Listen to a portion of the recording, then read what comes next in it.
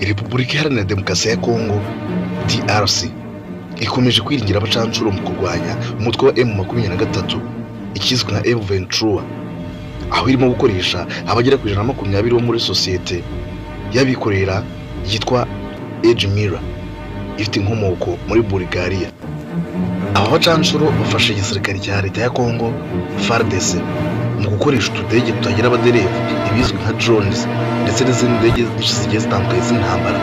mu mirwano ikomeye ibera mu burasirazuba bw'icyo gihugu.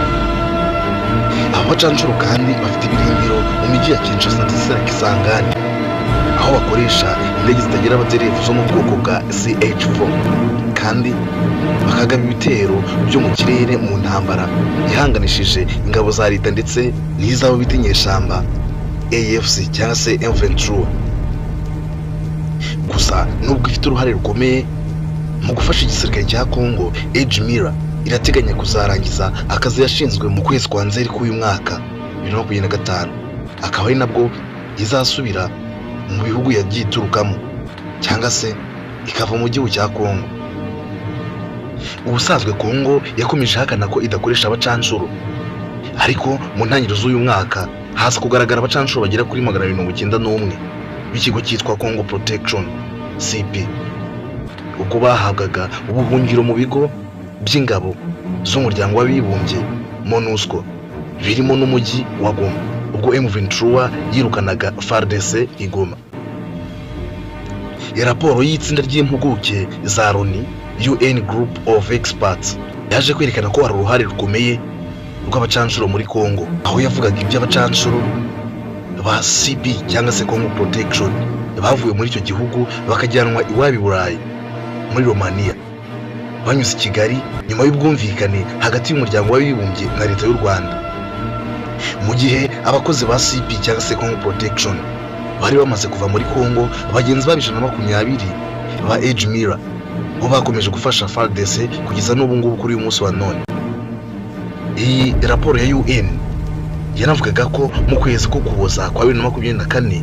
leta ya Kongo yagiranye amasezerano mu myaka 5 n'uwahoze ari umuyobozi w'ikigo Blackwater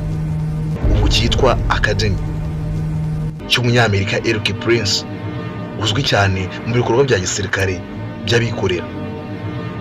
aho yifashishije ikigo cye gifite ishami cyangwa se amashami mu bihugu bigiye bitandukanye birimo na Leta Zunze za Amerika. Eric Prince yatanze amahugurwa ku ngabo zirwanira ku butaka, ku gukoreshwa drones zifite intwaro hamwe no gukoresha ikirere. Ibyo byose hakaba hari hagamije gufasha FARDC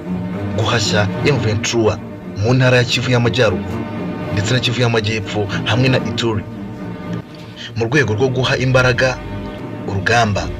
leta ya Kongo yashyizeho igipolisi gishinzwe gukusanya imisoro n'amahoro bituruka mu bice biberamo ubucuruzi bw'amabuye y'agaciro mu ntara ziberamo intambara. Eric Prince wabaye mu gisirikare cya Leta Zunze za Amerika yashinzwe umutwe wa Blackwater mu mwaka w'1997, aho yobora kugeza mu mwaka wa 2009 ndetse aza kuwugurisha mu mwaka wa 2010. Kugeza ubu Eric Prince abarizwa muri Leta Zunze z'Abarabu, aho ategekera ibikorwa byo kurinda umutekano hirya no hino ku isi. Ibi byose bishimangira uburyo igisirikare cya Kongo FARDC gishingikirije ku bacancuro b'abanyamahanga, haba mu buryo bwa tekinike n'amayere by'urugamba, bikaba byanateza impungenge ku bijyanye n'ubusugire bw'igihugu no kutagirira icyizere ingabo z'umutekano bwite z'icyo gihugu.